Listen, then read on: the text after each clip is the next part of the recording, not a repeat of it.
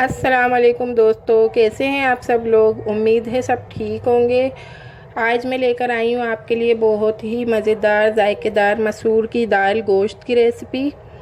और रेसिपी के लिए जिन इंग्रेडिएंट्स की ज़रूरत है मैंने वो यहाँ पर निकाल के रख लिए हैं। ये है हमारा गोश्त 1 पाव, मसूर की दाल ली है मैंने आधा पाव 200 ग्राम, हाफ़ मैंने ली है ये अपनी प्याज, हाफ़ प्याज है ये है हमारा टमाटर, एक बड़ा टमाटर लिया है मैंने।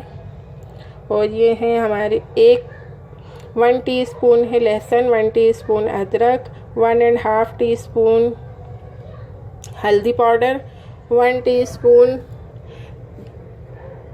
लाल मिर्च पाउडर है, 1.5 टीस्पून हमारा ये धनिया है, ये थोड़ा सा मुझसे गिर गया है सब।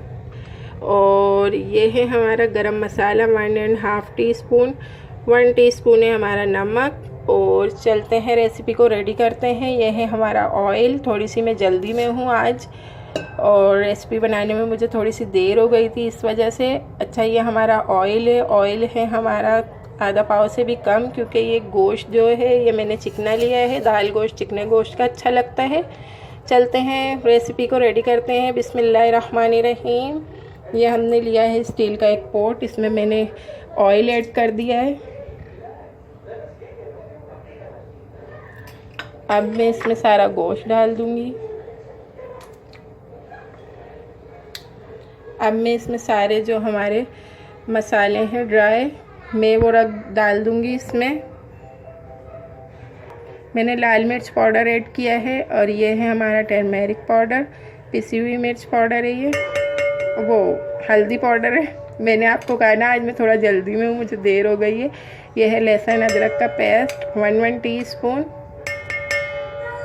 और गरम मसाला हम बाद में शामिल करेंगे इसमें। यह है हमारा धनिया पाउडर, हमारा नमक, टमाटर भी इसमें बाद में ऐड होंगे, और प्याज। बस इसमें हम पानी वगैरह बिल्कुल भी नहीं डालेंगे। गोश्त और प्याज अपना पानी रिलीज़ करेगा, उसी में ही ये गल जाएगा। हमने अपना फ्लेम ऑन कर दिया है। अब हम इसे बॉयल आने तक पकाएंगे। तो दोस्तों इसमें बॉयल तो आएगा नहीं, क्योंकि इसमें मैंने पानी नहीं शामिल किया। इसके अंदर ये पकना शुरू हो गया है हमारा तेल। अगर हम इसमें पानी ऐड करेंगे तो जायका ख़राब हो जाएगा। ये ऑयल में ही गल जाएगा हमारा गोश्त, क्योंकि प्याज जो है अपना पानी रिलीज़ करेगी और गोश्त भी। अब ये पकना शुरू हो गया है।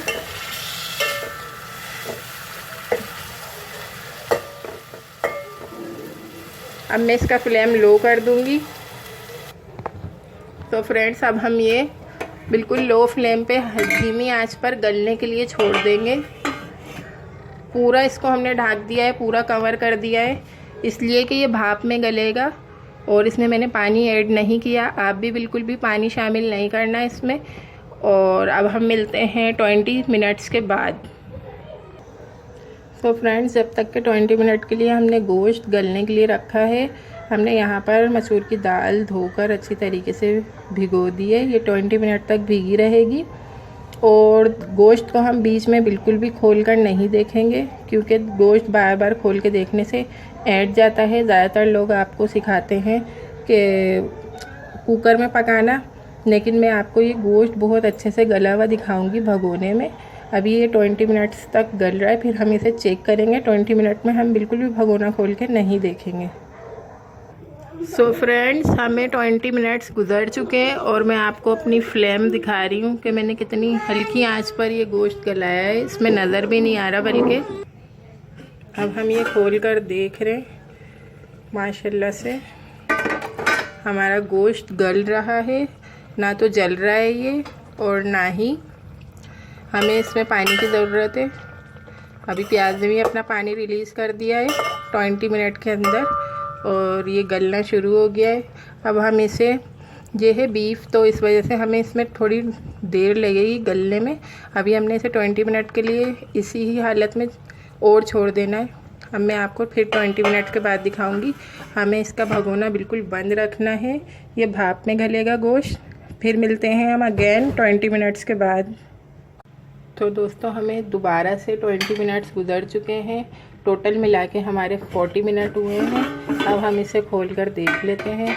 ये देखें माशाल्लाह सुभान अल्लाह, इसमें इतना अच्छी खुशबू आ रही है और ये बिल्कुल भी जला नहीं है, आप देख सकते हैं। अब हम चेक करते हैं हमारा गोश्त गल गया या नहीं।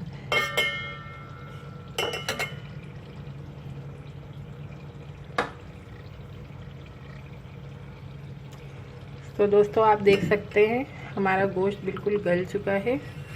अब मैं इसमें शामिल कर दूंगी जो हमारा गरम मसाला था वो,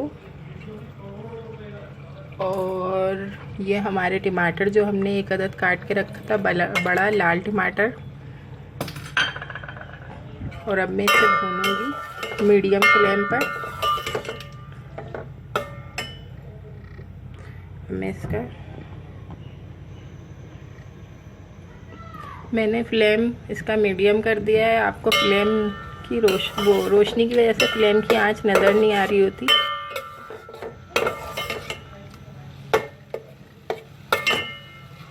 अब हम इसे 10 मिनट तक भूनेंगे। अब मैं आपको ये मसाला अच्छी तरीके से भून के दिखाती हूँ। माशाल्लाह से बहुत अच्छी खुशबू आ रही है। जब तक कि मैं ये मसाला भून रही हूँ, आप प्लीज़ मेरे चैनल को सब्सक्राइब करें, वीडियो को लाइक करें और प्लीज़ मेरी रेसिपी ज़रूर ट्राई किया करें, क्योंकि ये बहुत जायकेदार होती हैं। और मैंने इसमें बिल्कुल भी पानी नहीं डाला है। माशाल्लाह से हमारा गोश्त सिर्फ प्याज की रिलीज़ किए हुए पानी से और गोश्त के रिलीज़ किए हुए पानी से गल चुका है। अब मैं इसे भून रही हूँ। इसे 10 मिनट भूनेंगे हम। तो हमारा मसाला भून चुका है। अब हम इसमें जो हमने अपनी दाल भिगो के रखी थी वो शामिल कर देंगे। मैंने इसका ज़रा सा पानी था वो मैंने फेंक दिया, बाकी पानी दाल में सौंप लिया है। अब मैं इसे मिक्स कर रही हूँ। अब हम इसमें दाल बनाने के लिए पानी शामिल कर देंगे। ज़्यादा पानी नहीं शामिल करेंगे, नहीं तो हमारी दाल गल जाएगी और पानी बहुत ज़्यादा रह जाएगा। तकरीबन 2 कप पानी इसमें आप शामिल कर सकते हैं बस।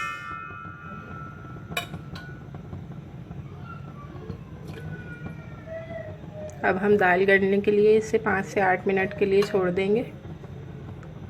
ये भी लो फ्लेम पर रखेंगे हम। हमने गोश्त पानी में नहीं गलाया, सिर्फ दाल हम पानी में गला रहे हैं। और ये मैंने फिर से बिल्कुल पूरा ढक दिया है। अब हम इसे 7 मिनट के बाद खोल के देखेंगे।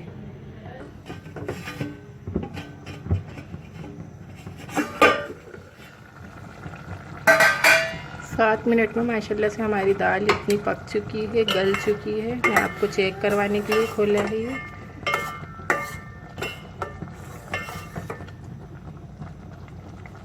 गोश्त बिल्कुल गल चुका है। अब दाल गल रही है ये हमारी।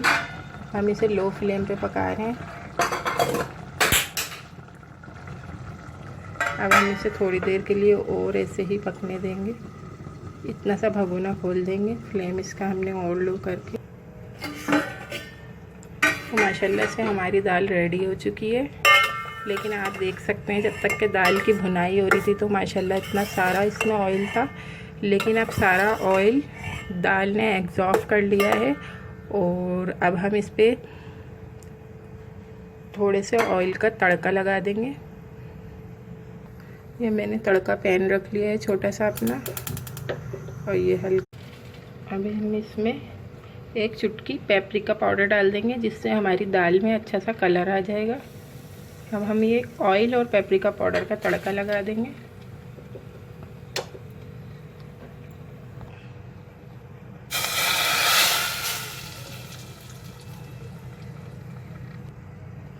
तो फ्रेंड्स आप देख सकते हैं माशाल्लाह इसमें इतना प्यारा कलर और ऑयल आ चुका है। अब हम इसमें हरा धनिया की गार्निश कर देंगे और मैं आपको ये सर्व करके दिखाती हूँ। माशाल्लाह सुभान अल्लाह।